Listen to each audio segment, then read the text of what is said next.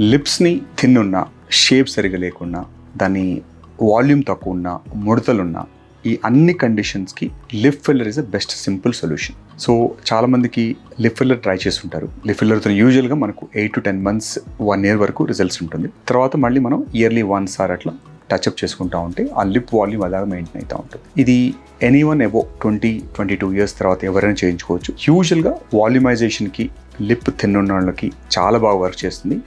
Shape కూడా ఇస్తుంది. ఆఖరికి మనం కొంచెంసారి లిప్ ఎడ్జెస్ కనుక డ్రూపీ అయ్యి కొంచెం సాడ్ ఫేస్ ఉంటే కూడా మనం ఫిల్లర్తో కరెక్ట్ చేసుకోగలుగుతాం.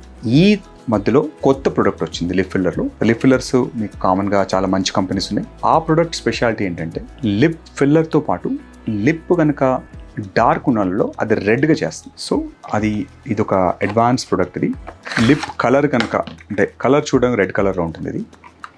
ఇది ఫిల్లింగ్తో పాటు కలర్ని కనుక అంటే లైట్గా డార్క్ కలర్ ఉన్న వాళ్ళకి it turns into cherry red, అంటే లిప్స్టిక్ అవసరం తగ్గిపోతుంది. సో ఇది ఇంటర్నల్గా ఆ లిప్ కలర్ని ఎన్హాన్స్ చేసి లైట్గా రెడ్డిష్ చేసేసరికి లిప్ ఇంకా బ్యూటిఫుల్గా, షేప్తో పాటు ఆ కలర్ కూడా చేంజ్ చేసేసరికి ఇంకా బాగుంటుంది. సో ఎవరికన్నా లిప్ కలర్ కనుక డార్క్ ఉండి లిప్ వాల్యూమ్ కూడా తక్కువ ఉన్నప్పుడు వాళ్ళకి ఇది కలర్ ఎన్హాన్స్మెంట్తో పాటు లిప్ షేప్ కూడా ఇస్తుంది. వాళ్ళకి ఇది బెస్ట్ ఆల్టర్నేటివ్.